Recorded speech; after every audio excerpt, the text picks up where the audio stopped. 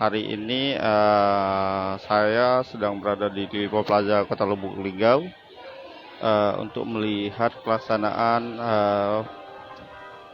program vaksinasi dosis 1, 2, dan 3 booster di Lipo Plaza Kota Lubuk Linggau.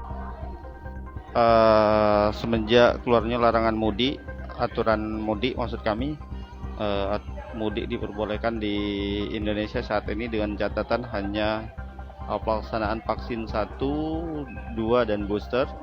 Sejumlah gerai tempat vaksinasi di Kota Lubuk Linggau yang semula mulai sepi oleh masyarakat kembali terlihat ramai oleh masyarakat. Salah satunya adalah di Lipo Plaza Lubuk Linggau saat ini.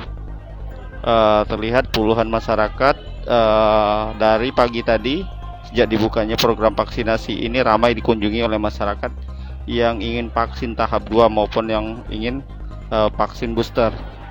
Rata-rata menurut informasi dari petugas, kebutuhan mereka mengikuti program vaksinasi tahap 2 dan tahap 3 ini rata-rata karena ingin melakukan perjalanan jauh ataupun pulang kampung ke kampung halamannya masing-masing.